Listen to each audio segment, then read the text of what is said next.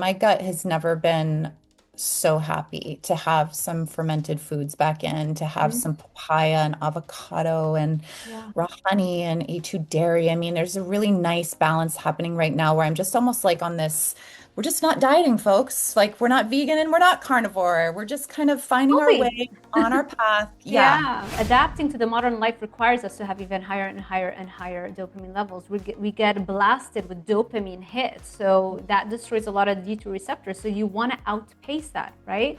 Hi, everybody. Thank you so much for joining us today. I am so excited to interview Katie Zarko today and her journey from doing carnivore and then realizing how long-term carnivore might not actually be the best solution for what we're all looking for: health and fitness and wellness. Hi, Katie. I am so excited that you accepted my invite. Can you share a little bit about your background so our audience knows a little bit about your journey?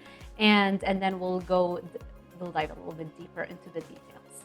Of course. Yes. Sarah, thank you so much for reaching out to me. It's awesome to just join forces with your beautiful energy online and how well you've been and how outspoken you've been to like bring voice to the challenges that I was having. Because for a minute there, I felt like I was kind of suffering in silence, like I wasn't carnivoring hard enough. And I guess just a little backstory, I fell upon carnivore at a relatively vulnerable period when I was actually researching explant surgery. Mhm. So I have breast implants. I was looking into breast explant surgery and I was like going down the rabbit hole into why it is that I'm kind of dealing with some low grade inflammation. And before I went into committing to, second time under the knife, I decided to try carnivore because I had fallen upon a video that Kelly Hogan put out about like, what she's eating and how much she's lost. And she seemed like the pinnacle of, vibration and good health. And so I decided at that But no point, muscle tone. So is that I'll real get, health? I don't know. yeah, yeah, yeah. But No, I I'll get it. I understand that first excitement. Yeah. Yeah, and I think because it was so different, a really important point of this too is that there were two factors going on in my situation. So I was long-term vegan, so 5 years vegan and on and off vegetarian all of my life. So animal protein had never really been the sole focus of my nutrition. As much as I understand about nutrition, my focus never, one belief after another, or just a lifetime of only consuming certain information, what have you. So I had two things going on. I had breast implants and I had my vegan diet, and I didn't know which was causing what. So I decided that before I go down the route of explant surgery, that I would try carnivore. And so I forewent my entire, well-intentioned vegan diet and put down all of the plants and tried on carnivore for size. And I will say that the first 30 days of carnivore was incredible. I felt renewed. I felt like I was resetting my metabolism. I was rewriting my narrative. It was all kinds of epiphanies, right?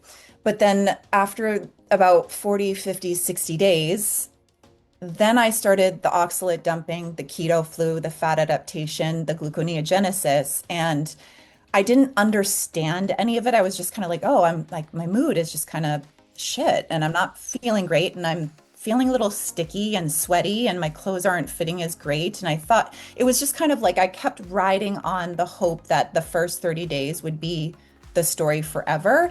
And by following carnivore, it was this almighty panacea for all of life's woes. So I was just kind of following that narrative too until I had a bit of an aha moment with I can't do another sardine fast or fat fast or even consider fasting before I really get real with myself and realize that like something's just not right. And I also I think because the 30 days had come to pass, I was starting to have more of that sincere conversation with my body about like maybe I just really need to have these breast implants explanted and go about healing in that direction, which was I think something that I was closed off from, but opening up to.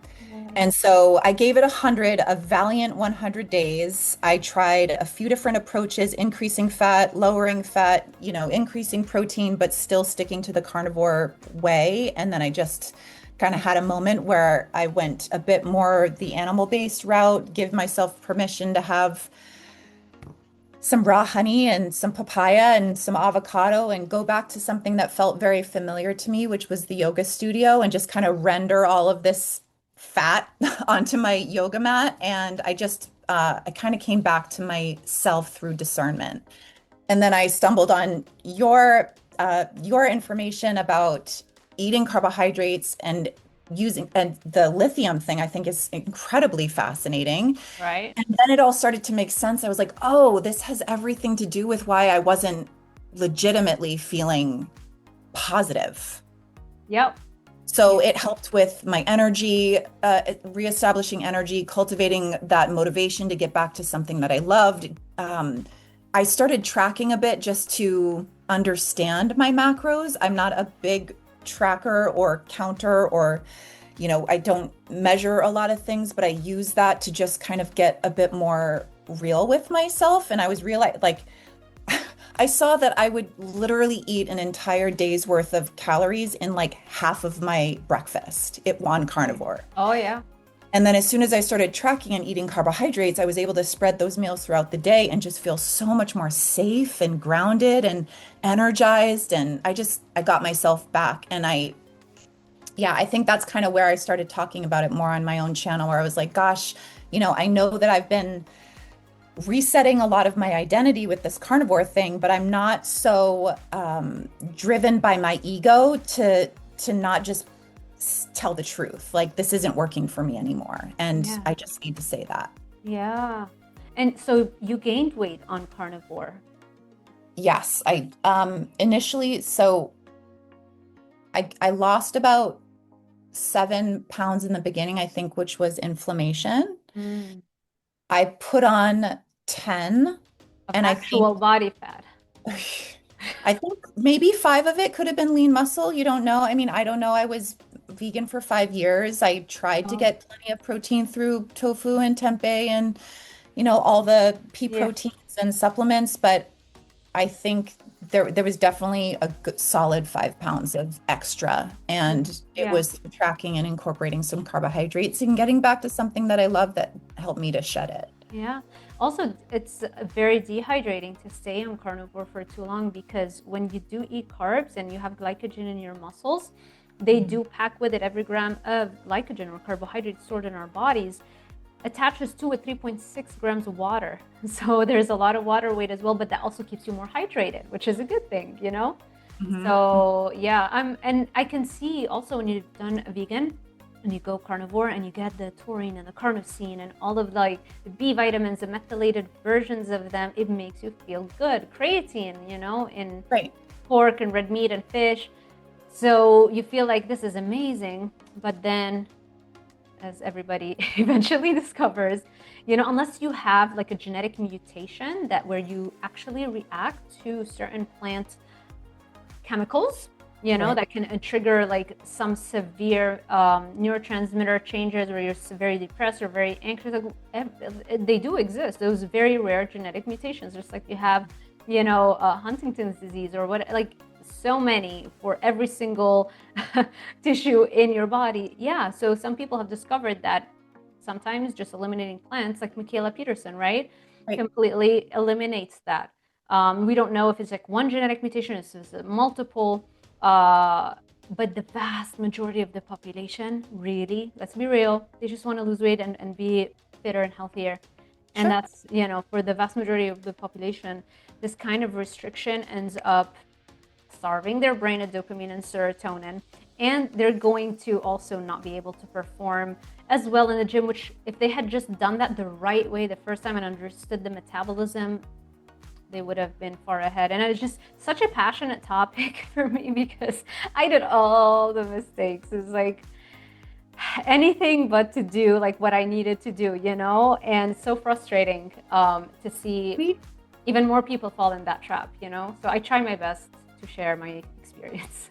Well, and thank God for that. That's why we're here today. And I think everybody has a right to feel and look their best. Yeah, I'm not so yeah, I don't know what the word is. I just think that we all, it's our birthright to feel and look our best. I I think agree. that's I the agree. argument. I agree. Yeah, Yeah, it's and not for like exactly to your point, like for some folks, it works for them, it works for them. It clears all kinds of issues. They lose weight fine. They may not be interested in maximizing and optimizing for health and lifting and do it. Like that's okay. Maybe that's a great enough level of health that they're at, which is good for them. The problem is when you have no interest in, like, if you're if you're trying to help people to lose weight, that is not the recipe. So at the very least, it's good to see some level of interest in evolution and progress. Like, yeah, why aren't they upgrading their skills? Why aren't they progressing beyond what works just for them? And just thinking that everybody else is doing it wrong, or they just need to stop adding salt now. right. No, I know. And Salt take is out the the electrolytes because those are causing you bloat too, or you need to fast more, or the solutions weren't adding up for me either. And I like to point out that I think we all really do start with carnivore at metabolically different places. I was comparing myself. I'm glad I caught myself in this, but I was comparing myself to somebody Mhm. who was there losing 300 pounds. And if anything, I just had about 5 pounds of lean muscle to gain through just quality protein. You can't compare. I mean, I know this is kind of like a broken record, but you really can't compare yourself to where anybody else is starting. We're all literally from a metabolically different place. And I think a lot of us feel somewhat metabolically broken, but I mean, there's a huge difference between starting carnivore from a well-intentioned vegan diet and a completely standard American, processed food and McDonald's Yeah, and fast food kind of place. So yeah, getting really yeah, exactly. yeah. Like Not to that's the mention the thing. trauma, that Oh we yeah. all carry in our back pockets. Right, right. Yeah, exactly. Um, that's the thing. It's like every trainer knows, like, if you want to get great testimonials, just get anybody who has hundreds of pounds to lose, make them lose the first 100 pounds. They can do anything and they'll drop that 100, right? And they'll Right. reverse insulin resistance, because as you lose weight, you also have to, by definition, drop the sheer amount of carbs you were eating. And that's going Right. to reverse, or at least massively reduce insulin resistance. But Mhm. that's not, after you do that, then everybody plateaus. Right. Everybody, right? Yes. Then Oh where my do you go from gosh. there? Right. Well, it's so interesting. I don't know if you knew about this or knew this about me, but I tried carnivore for about 20 days. Mhm. It was when Saladino was doing it, and it was about 5 years before I went full-fledged vegan. Yeah. And I had a similar experience where it was great for like the first week. I mean, I was just kind of high off of eating meat. It was really fun. It's delicious. It's like Yeah. we cannot lie about that. Right. Um, Stable blood glucose levels, because you just don't have the muscle mass just yet to be able to handle the carbs you were eating to suck that up. So now you're matching your level of insulin sensitivity. Yeah, yeah, no, it was great for 20 days and then I had a similar experience where I was like I'm not enjoying the things that I used to love to do. I'm feeling kind of sticky. I'm feeling I don't know what the word is. I was gaining weight and it didn't feel like Yeah. I wasn't connected to myself. That's very mobile and light and I kind of love to float through my life and I just felt disconnected. So that's when I went fully plant-based and that felt really good until, maybe it had a shelf life and I just needed to re-up my protein stores. So honestly, I think that was a big part of my journey was just making sure that I was getting quality protein. Right. So you did the carnivore, the Paul Saladino style, right? Like when he was strict carnivore, right? Uh, And then you did vegan right after, or was it whole foods plant-based? Both plant-based vegan. So I just went, I was doing all meat, 20 days. Didn't like how I felt at the end of it. I certainly maybe didn't give it enough time, but at the same time, I just knew I didn't feel good. So Mhm. I was just on a path to feeling my best. And when I put down the meat and I gave myself lots of plant foods and I probably just the glucose that I was so desperately Right. craving or my brain was desperate for, I felt great. I felt honestly great. And I don't want to lie about that. Plants didn't kill me. They weren't out to sabotage my life, right? It was just a matter of maybe I was deficient in protein over the long haul. Right, Um, right, so right, right. yeah. Yeah. And you do need an insulin spike. You do need to eat carbs and have that insulin be released in order to convert, first of all, to allow the precursor for dopamine and serotonin and acetylcholine and norepinephrine, all Mhm. those amino acids to be able to cross through the blood-brain barrier, to be able to cross into the brain. You need carbs and you need the insulin. Does that mean you can't make any dopamine, serotonin on a strict zero carb diet? No, you can, but Right. the level of efficiency when Mhm. you actually add the appropriate amount of carbs and insulin spikes that you need, it's so insanely higher. There Right. is a reason why humanity chose the path of eating carbs since the agricultural revolution, even though we paid a heavy price with that, with our, our skeletal system, right? It became shorter and a little bit more rickety. And yeah, I know, but that was a trade-off that was very important for our brain function and for possibly so many other reasons that we were willing to pay the price. That's how important it was for us and for our survival, and now even more so, right? How many more data points are we exposed to day in and day out? The sheer amount of data that I can be exposed to when you're learning new things or just being exposed to the modern world. I was just talking to this about this thing with my client right before, like the sheer amount of data we're exposed to in just half an hour. Our carnivore ancestors probably would have been exposed to those things maybe in a whole lifetime to get exposed to the sheer amount of data and stimulation that our brain gets. So wouldn't that mean our brain needs are higher and they have to be optimized? Yeah. Well, and just the fact that we compare ourselves to centuries upon centuries ago. I mean, I think that part gets me kind of stuck and scratching my head. It's like, well, our ancestors didn't use immersion blenders either, and they didn't use Cuisinarts, and they didn't separate their eggs, Yeah. the yolks from the whites, and all the other crazy things that we're doing with our food today. So it's just like we could just see ourselves for who and where we are right now in this present moment as humans Yes. and what it takes to thrive. Love that. That was a very hard lesson, and it's so frustrating that it took me so long to learn the lesson. If you want certain results, go out, see who got those results that you're looking for, right? Especially if they have a similar background to you, even more, and Mhm. see what they did and replicate that, Mhm. as opposed to just because somebody is hiding behind a suit or a lab coat and Right. they've got a doctor before their name, or they have penile incompetence syndrome. Have you heard of that? No, but I believe it. Yeah, I'm introducing that term to everybody. I wanted to wait to create its own Penal standing. incompetence. Penile incompetence syndrome is just if you're born with a penis, you are given so much more respect and your self-esteem is always higher. You're just pumped up from the moment, and let alone if you're like a white male, that's even more pronounced. And so your level of confidence relative to your level of competence is so wide that you think like, yeah, I got it. I know it. This is the right way. And you have no idea what you're talking about. There are so That many things I could insert here, like Big D syndrome, and it's so exactly. good. Yeah, I Exactly. look forward to that one exploding. Oh my God, especially in the carnivore community, it is plagued with the penile incompetence syndrome. Oh, he's a dude and he's a doctor. He must know what he's talking about. Yeah, exactly. Well, so is Paul Sorvino, and he did right by his penile competence and followed his path. He gets back You into know, the other. I good love for that term, him. right? Yeah, yeah.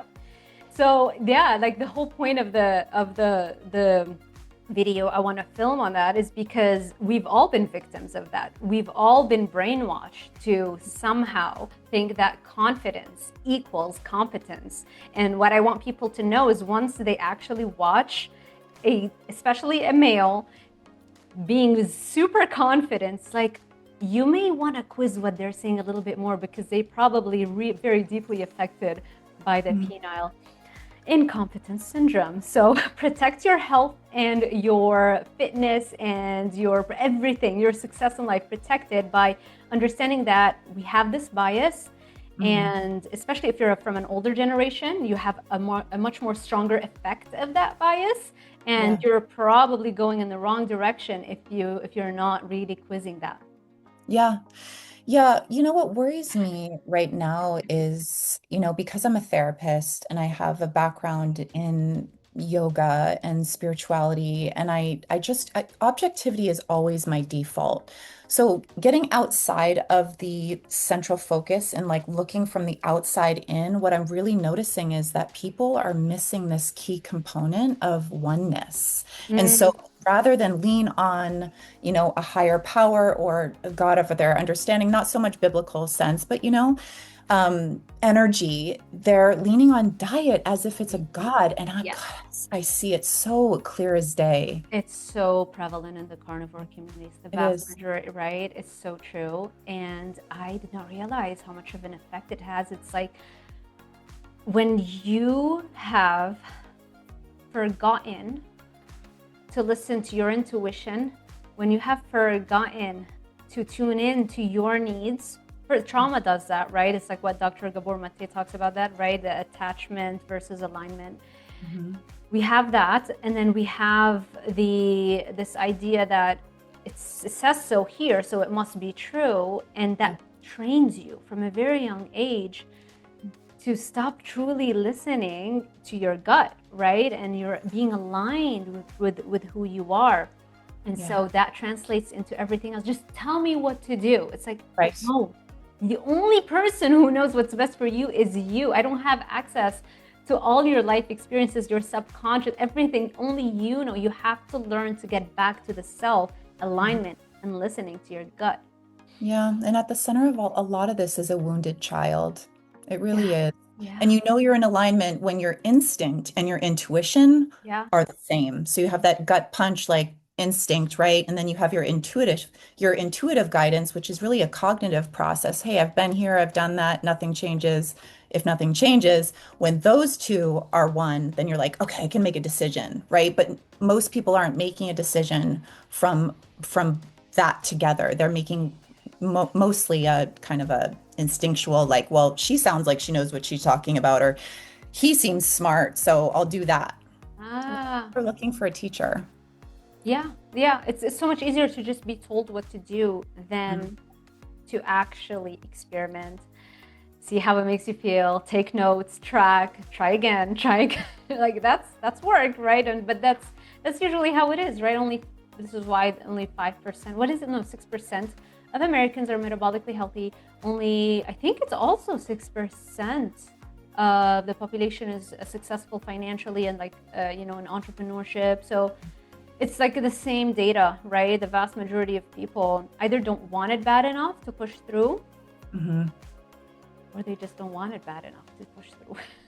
Right. Well, I mean, then you get into beliefs, right? And our limited thinking and the thoughts that we think on repeat. And then you Ooh, have to I think that no matter what, if we don't pair this path with a deep therapeutic modality, whatever it is that you resonate with, you'll just be stuck in, okay, I'm just on a diet. And I'll make that the almighty God, and then I'll just stay small and limited and judgmental of everybody. And I yeah. think that's not to sound judgmental, but that's not how I want to live. I want to be expansive. I want to feel energy. I want to feel light. I want to use my voice and to That's each their own, why, yeah, right? yeah. Birds of a feather flock together eventually, and you can see that very clearly, right? Yeah, it's just people living in fear, and I get it. Like you're going through a hard time, you've had a hard life, you've been dealt maybe a hard, you've been dealt like a really bad hand.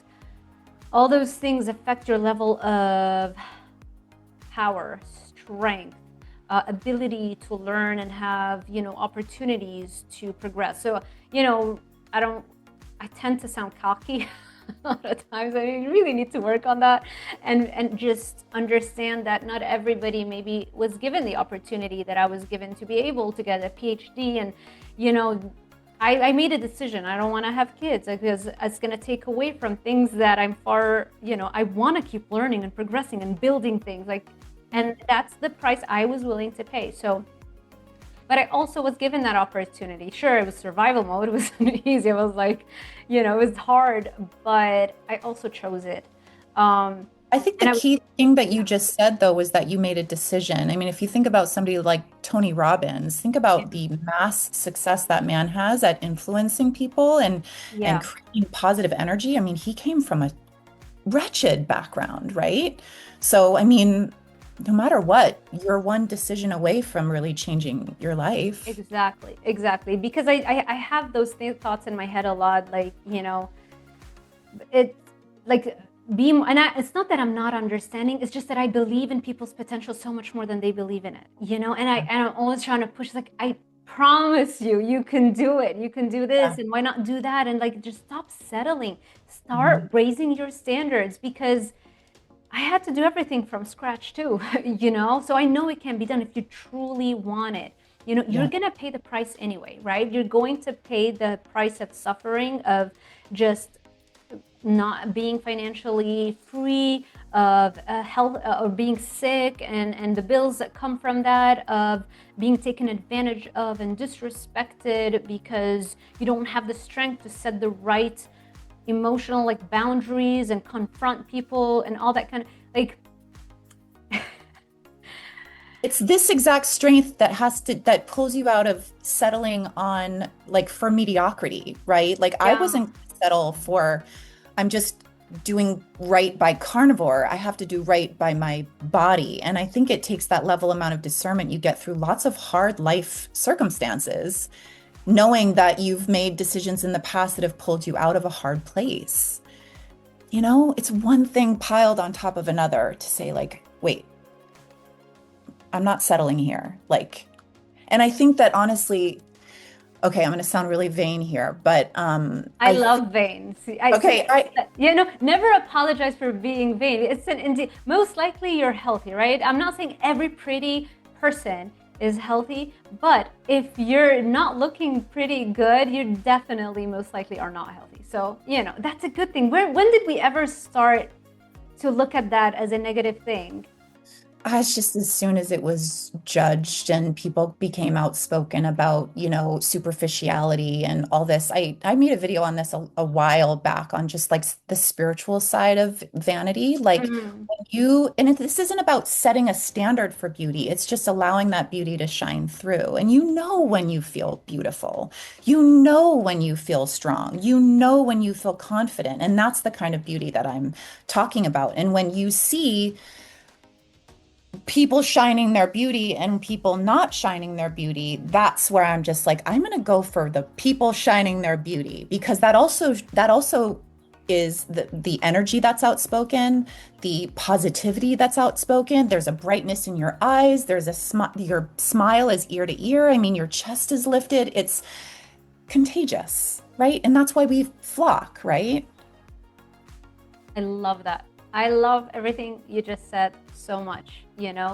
It's okay. It's okay for us wanting, and the vast majority of the people anyway gravitate towards nutrition and health because they really just want to get in shape first, and then they get hooked on the feeling, and then they realize if you do it the right way, it's more mental than anything else. But yeah, it just goes hand in hand.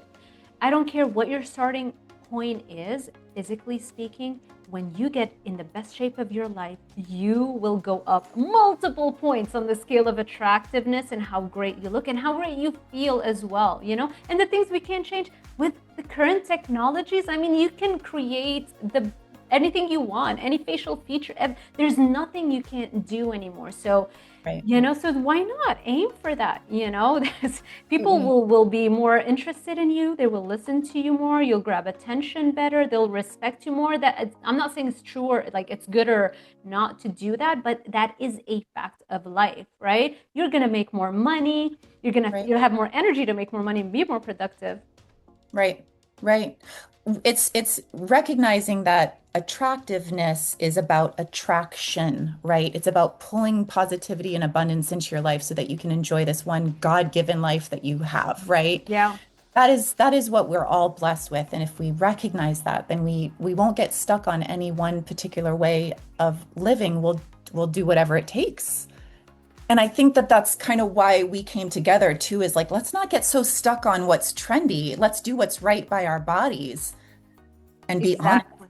I And have how this we feel. little yeah, exactly. I have this little hashtag about because I work with a lot of addicts, but honesty is really the root of recovery. When Yeah. you get honest with yourself, then you can make so much more progress than if you were to stay stuck on like the 12 steps or and I love the 12 steps, but let's expand and also think about what we're Yeah. really to do. Uh, we could talk so much about that part of it because I've talked so much about addiction, and that's probably one of the most things I talk about because my PhD was about that. It was Yeah. about sugar addiction, chocolate addiction, and how exercise. Finally, I didn't know what I was doing, but I had an instinct that I was on the right road, right? And I chose that dissertation topic. Beautiful. Exercise, yeah, and its effects on chocolate addiction measures. And by doing that, I had to Mm, learn all that it's all about the brain and the yeah. dopamine, the baseline dopamine. And then after that, on Andrew Huberman has amazing also content on that and the notion it's not just the dopamine, it's the baseline dopamine. And that kind of really supercharged the way that I thought about this whole thing. Right. Um, and here we are. Well, and we've also agreed that, carnivore attracts many, many, if not mostly addicts, right? It's Right, like addicts coming to the conclusion that, oh, food was the addiction. It wasn't the heroin, it wasn't so much the alcohol, it wasn't right. so much, right, the gambling, but it was the maybe the standard American diet or the inflammation and the things that caused inflammation and parting ways with those. Again, it's about honesty. Like what's causing me harm and what am I more attached to than the willingness to just say this is no longer working for me. And Yeah, as a result, here we go demonizing plants when that's kind of missing the point, yeah, you know? yeah. Yeah, it's like urea. If you have leaky gut, fix the leaky gut. Don't all of a sudden paint plants as like these things that are gonna kill you. Okay, Right. like nobody Yeah. died for thousands of years. They were actually much healthier. There was no obesity. They were stronger and tougher. Their hand grip was stronger, which is a great measure for overall strength. So, it's not that. It's just that it takes a little bit more scientific understanding. Yeah. That's really what it is. With carnivores, like you don't need to do the work. Just Mhm. eat meat. Mhm. Meat will solve all your problems.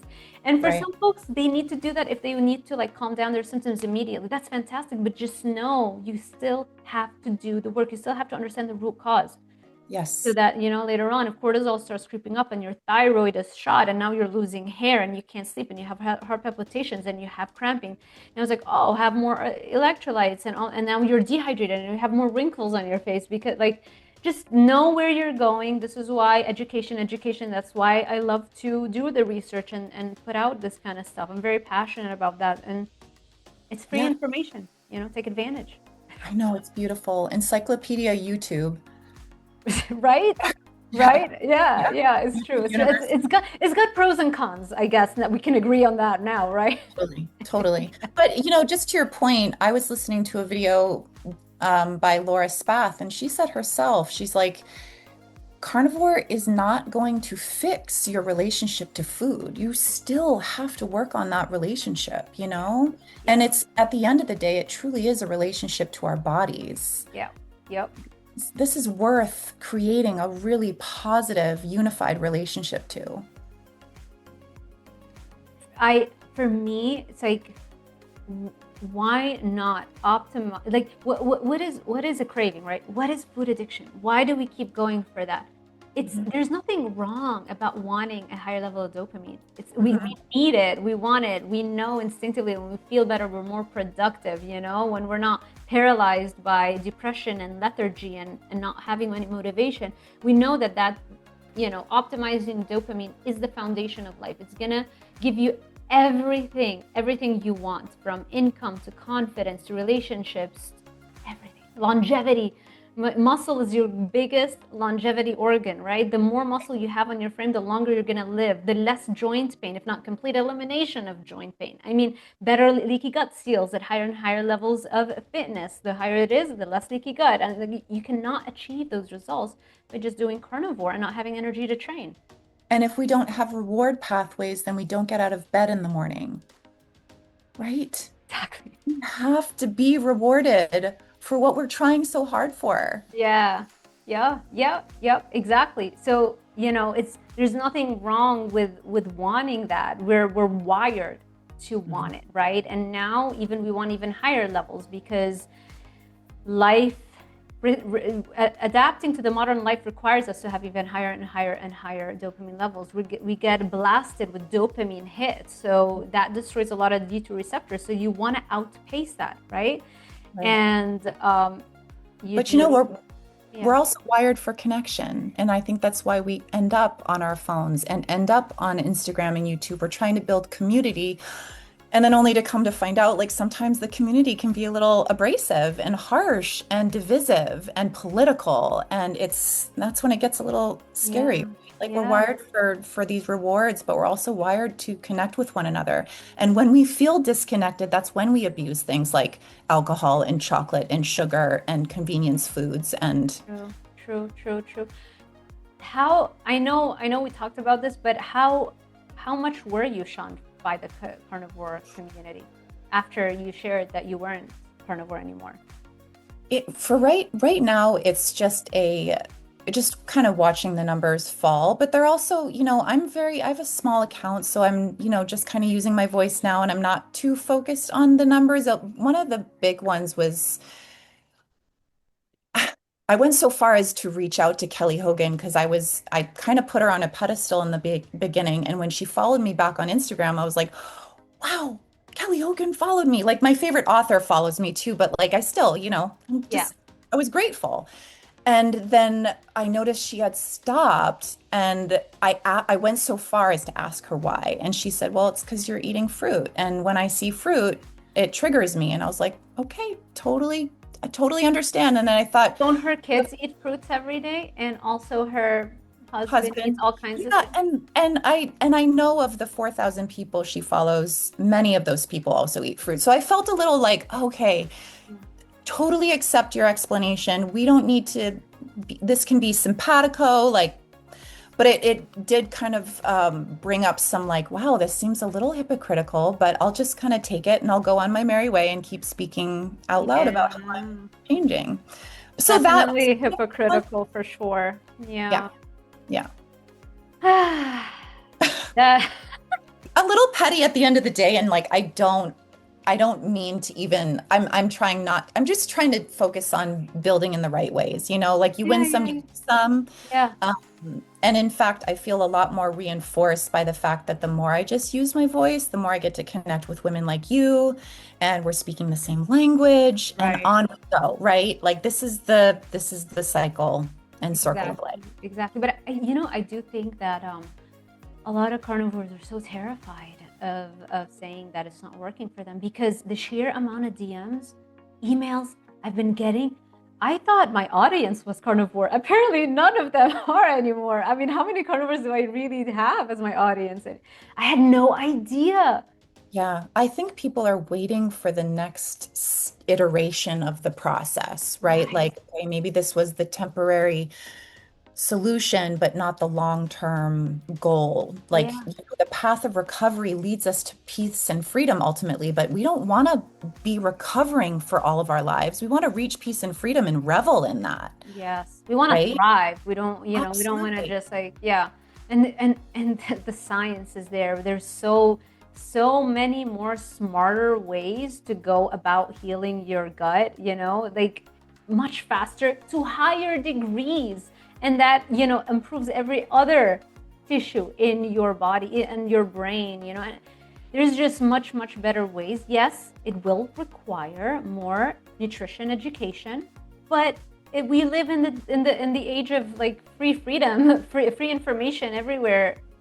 So if you really want it, you know where to get that information from. So absolutely. Well, I just to chime in, my gut has never been so happy to have some fermented foods back in, to have Mhm. some papaya and avocado and Yeah. raw honey and A2 dairy. I mean, there's a really nice balance happening right now where I'm just almost like on this, we're just not dieting, folks. Like we're not vegan and we're not carnivore. We're just kind of finding our way Totally. on our path. Yeah. Yeah. Yeah. Which is the benefit of kind of hitting both ends of the extreme, Mhm. right? It's like Yeah. boomeranging back somewhere to your center, wherever that is for you. I love that. Yeah. Perfection. I know you have to go and I don't want to keep you. So where can people find you and connect with you and follow you?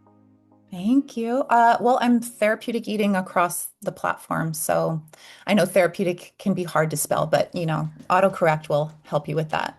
I'll just link the direct link in the description box below so people can find you very easily. Do you take clients? I do. Yes, I run a private practice, licensed marriage and family therapist, and I do fuse nutrition, like foundational self-care, into my therapy practice. So Nice. Now I understand what I told you off air. I was like, oh, interesting. Okay, we'll we talk have more about to it. talk about. Oh yes, This is it. totally. We Yeah. have to do a round two. I know you Yes. have to go now. I'm so honored that you came over here and you shared your story with our audience. This was great. I am so happy that you're strong enough, courageous enough, and you don't live in fear. And you're like, hey, this doesn't work. What's the point? Like, come on, just move on, right? And you did that, and you're glowing. You're doing great. So yeah, definitely we'll do another catch-up episode. And for now, thank you so much. Thank you everybody for sticking with us till the end. If you enjoyed this kind of content, make sure you let me know by giving this YouTube video a thumbs up, subscribing, and hitting that little notification bell icon so YouTube alerts you every time I post a new video. Thank you for watching, and I will see you in the next one.